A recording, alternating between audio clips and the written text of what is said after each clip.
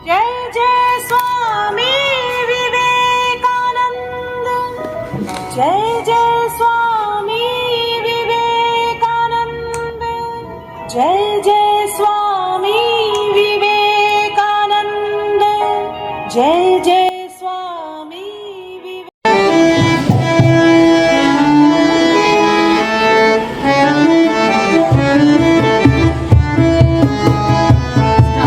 सुनो सुनो तुम युवा भाइयों, सुनो बड़ी आवाज। सुनो सुनो तुम युवा भाइयों, सुनो बड़ी आवाज। निर्मल करो स्वामी जी के सपनों का भारत आज। निर्मल करो स्वामी जी के सपनों का भारत आज। से हम सभी को प्रकाशित करें। कहते हैं हर मनुष्य के भीतर ऊर्जा मौजूद होती है। ऐसे में उस ऊर्जा को सही दिशा में लगाना बहुत जरूरी है। उठो, जागो और तब तक मत रुको जब तक लक्ष्य प्राप्त ना हो जाए।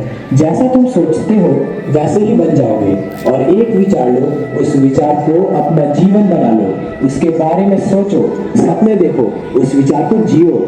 युवा वही होता है जिसके हाथों में शक्ति, पैरों में गति, हृदय में ऊर्जा और आंखों में सपने होते हैं। संगति आपको ऊंचा उठा भी सकती है और यह आपको ऊंचाई से गिरा भी सकती है। इसीलिए संगति अच्छे लोगों से करें। तुम्हें कोई पढ़ा नहीं सकता, कोई आध्यात्मिक नहीं बना सकता। तुमको सब कुछ खुद अंदर से सीखना है। आत्मा से अच्छा कोई शिक्षक नहीं। महाराज, आप जब से यहाँ आए हैं तब से लगातार लोगों से बातें कर रहे हैं। आपको थकान नहीं लगती? कौन हो तुम? महाराज, मैं जवान हूँ। अरे वाह, तुम तो सबसे नेक काम कर रहे हो। भगवान तुम्हारा भला करेगा। महाराज, आपने 3 दिनों से कुछ खाया पिया नहीं। ये देखकर मुझे बहुत दुख होता है। तो क्या तुम मुझे खाना दोगे? महाराज, मेरा मन तो यही चाहता है, लेकिन मैं अपने घर की बनाई हुई रोटी आपको कैसे दूं? यदि आपकी आज्ञा हो तो मैं आटा दाल ले आता हूँ। आप नहीं नहीं नहीं, तुम अपने घर की बनाई हुई रोटी ही मुझे दो, मैं वही खाऊंगा। महाराज, मैं जवान हूँ, आप मेरे घर की बनाई हुई रोटी खाएंगे? नहीं नहीं महाराज, मैं खेतड़ी के राजा की प्रजा हूँ।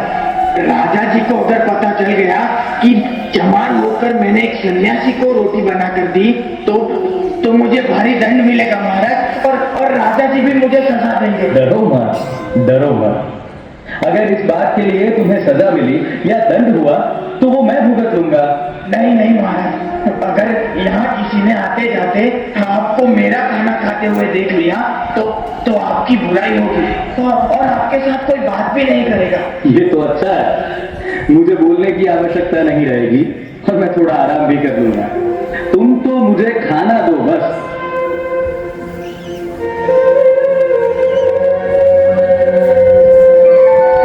अरे भाई, यहाँ आओ। हाँ, मेरे पास बैठो। बैठो, हम साथ ही खाना खाएंगे। घबराओ मत, मेरे लिए तुम मेरे भगवान के भेजे हुए दूत हो। मेरे साथ बैठो, तुम ही मेरे साथ ही खाना खाओ। बैठो। चलो चलो, शुरू हो जाओ। महाराज, महाराज, आप सचमुच महान है। आज तक किसी ने मेरे साथ इतनी अच्छी तरह से बात तक नहीं की है। महाराज, आप सचमुच महान है। बस बस भाई बस, जो दूसरों की भलाई सोचता है वो ही सबसे महान है। और इस तरह तुम मुझसे भी महान हो, ये याद रखना। महाराज, मैं तो आपके दर्शन करके धन्य हो गया। वाह वाह, क्या स्वाद है। ये रोटी कैसे बनाई, मैं तो बयान नहीं कर सकता। आज मैं ये रोटी खाकर तृप्त हो गया। सच पूछो तो कितने समय से मैंने इतना अच्छा खाना नहीं खाया। आहा, तुमने तो मेरी माता जी की याद दिला दी। मैं सच्चे दिल से भगवान से तुम्हारे लिए प्रार्थना करूंगा।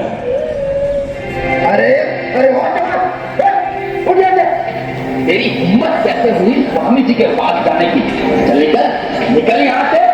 अरे अरे रुको, ये क्या कर रहे हो? मत छुओ उसे। अरे स्वामी जी ये क्या, आपने एक चमार के हाथों का छुआ बना खाया? पहले तो तमीज से बात करना सीखो। पहले ये एक इंसान है और उसके हाथों का छुआ ही नहीं, बनाया हुआ खाना खाया है, तो क्या हुआ? लेकिन स्वामी जी ये आप जानबूझकर कैसे खा सकते हैं? क्यों नहीं? तुम सब लोगों ने तो मुझे लगातार 3 दिन और रातों से बुलवाया, मेरे साथ धर्म चर्चाएं की, बहुत कुछ प्राप्त कर लिया। आपके सभी प्रश्नों का मैं समाधान करता रहा, लेकिन मैंने कुछ खाया कि नहीं, मैंने कुछ पिया कि नहीं, इसकी किसी ने खोज खबर की?